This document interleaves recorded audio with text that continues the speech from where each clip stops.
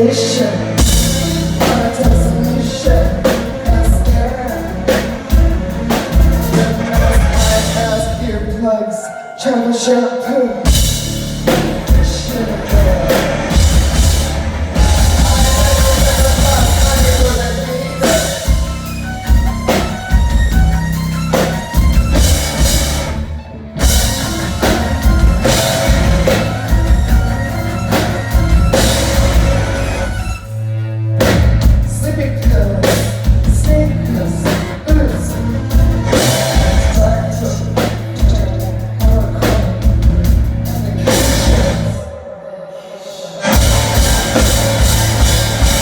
Let down laptop, hair cream, fucking lotion, no good. My ass up, that has no time. Eyelash curler, vibrator, teaser.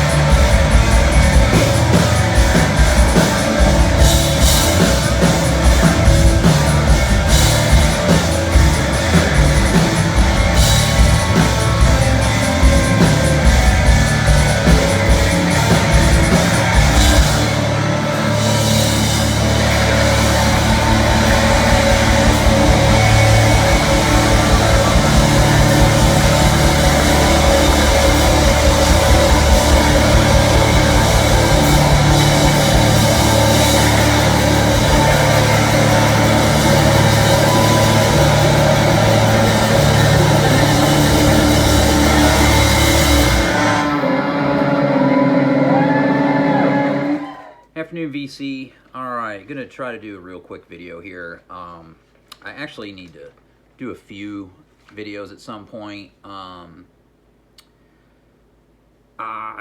really haven't been wanting to do finds videos much, but just had a lot of records come in due to a bunch of meetups. Actually might have another one at some point. Art wants to come to town and hit up Mad Jack's. And that's my friend Jack Marble's shop, and I feel terrible. I've never been up there. It's not that far from me either. But it is mostly classic rock and stuff like that. And not a whole lot of what I'm looking for. But I mean, I've been into some of the Velvet Underground stuff lately, so I'll probably go up and see if he's got any of those types of records. With meetups, Zonkman decided he was going to try to pick a weekend and meet up with Eric real quick down in Greenville. And so Zonkman drove down from Winston and picked me up because I'm right on the way. And we went and saw Winebender. It was good to see him. And he actually was like one of the guest DJs with I guess the group called the Pharaohs, like a DJ group. And they were at one of the breweries there that afternoon. So we went to the brewery for a little bit and hung out there. Got to meet Eric's mom and sister. They had just got a new dog. And it was a nice setup, the brewery. Had a big outdoor area, big TVs, pool tables inside, open air kind of place in the back.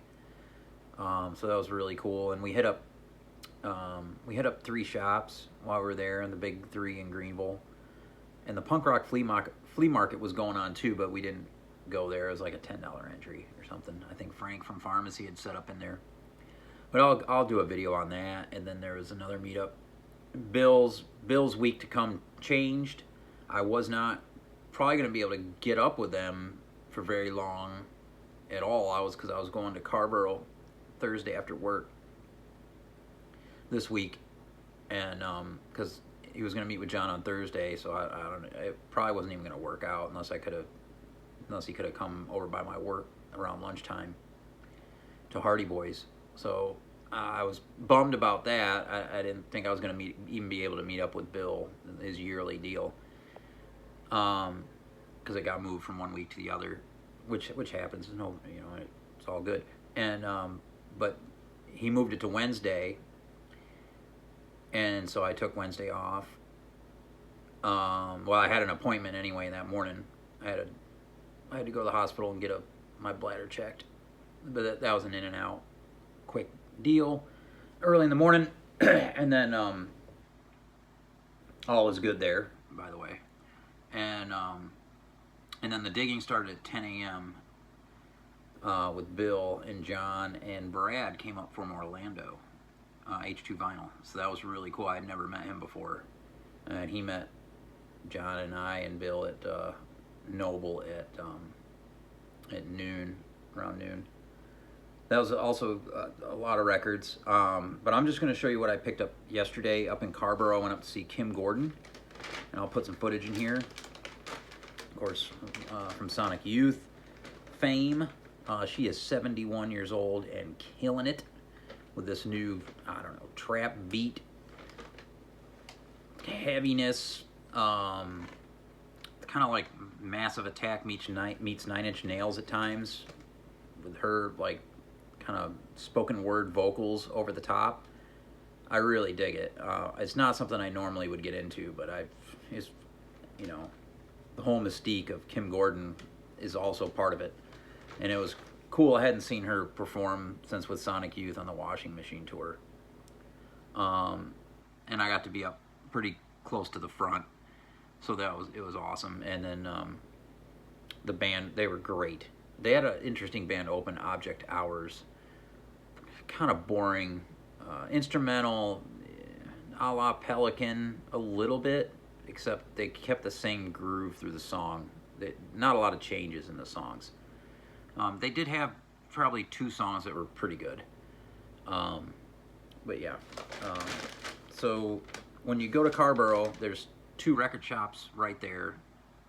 And there was a bookstore I'd never noticed before. So I hit up all 3 of those places. So I'll show you what I picked up. So the first bag is, I had just got home here, so I'm just gonna pull out what's in these bags and see what we got here. So the first thing I've got here, I got a couple 7-inches. They got a lot of good 7-inches at All Day Records. I found Jane Birkin and Serge Gainsbourg on one side, and then another, just a Jane Birkin song on the other side. It's in French, so I don't know what it says, but it's on Fontana, so it's a French copy. It belonged to Ellen Hemphill at one point, wherever that is. But it was $2, so I grabbed that 7-inch. I don't have any Serge Gainsbourg in the collection. Now I do. And then there was this 7-inch in the reggae 7-inch section, which is cool that they have. I am imagining this is some kind of reissue. I haven't had a chance to look any of this stuff up. But it's produced by Prince Jazzbo, and it's Conquering Lion, The Invaders 7-inch. On the Ujamaa label, and just a different version on the B-side, I guess. I don't know exactly what this is. It's in nice shape. We'll have to give all these a spin. I thought that was a cool find. And this is, I don't know, maybe Bond Export out of Brooklyn might have put this out. Found one record. I scanned the wall first there, and I found one record on the wall. Catherine Ribeiro and Alps. Aim de Bout, I don't know. It's on Philips. It's a French original of this record, which is going to be really good, psyche stuff with Catherine's really good vocals. Looking forward to spinning that. Not something you see every day, and it was a really good price. It was under $50. Let's see. I got this book that they had behind the counter, Pathways to Unknown Worlds, Sun Ra. El Saturn in Chicago's Afro-Futurist Underground, 1954 to 68. A Sun Ra book I did not have. It originally was $25. I got it for like, I think, 13 bucks because it was used. So that was cool. And it's got a lot of pictures of the album covers and stuff in it, which is really cool. I'm going to get pretty much anything Sun Ra. I finally picked this up, Abdul Wadud, by myself, solo cello, the reissue. I don't know who put this out. Got a Groove Records put it out. I've heard good things about this reissue. Brandon just showed it last night on the Jazz Bones.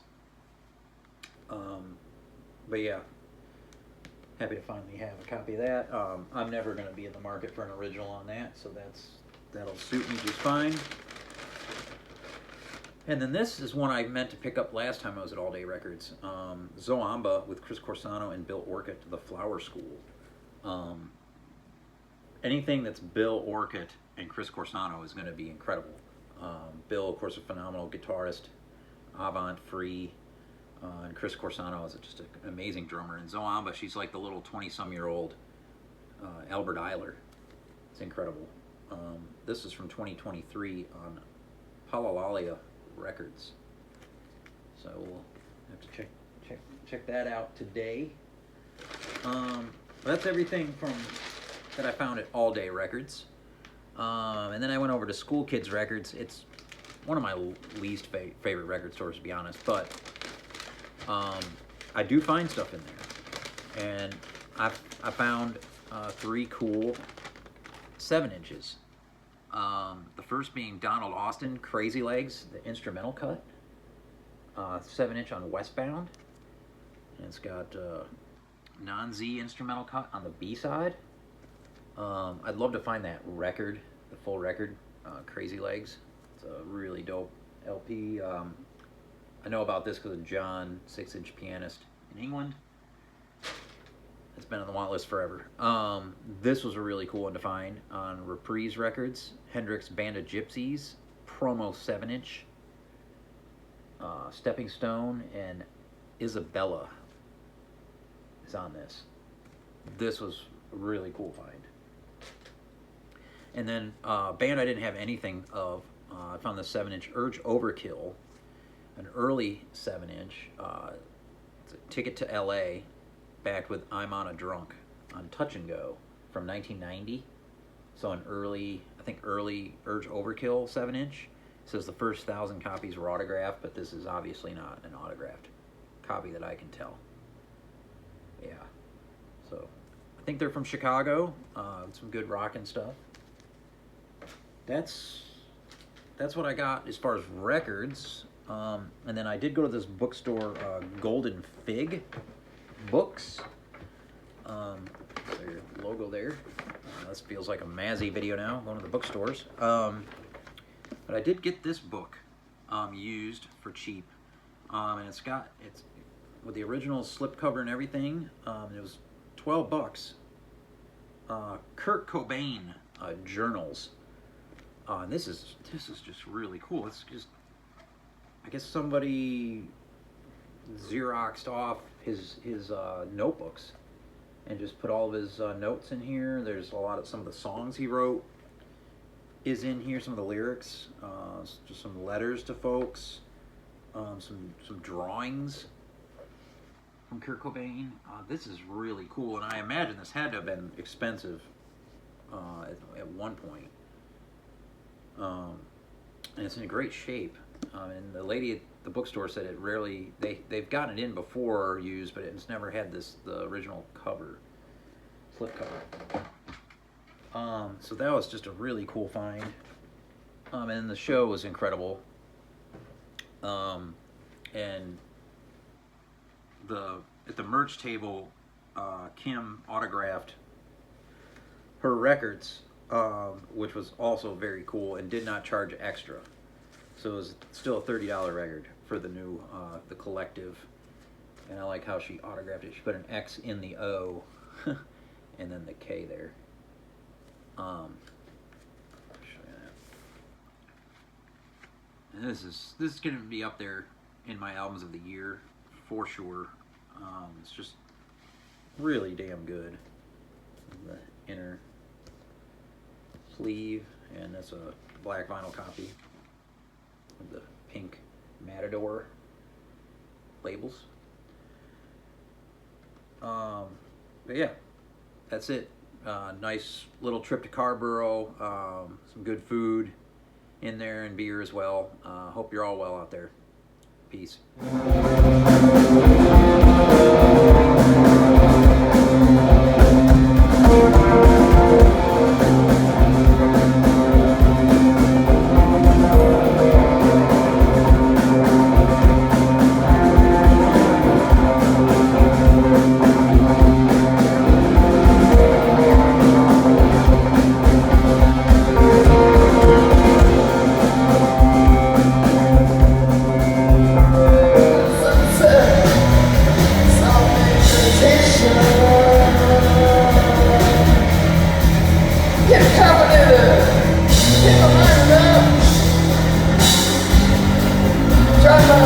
Situation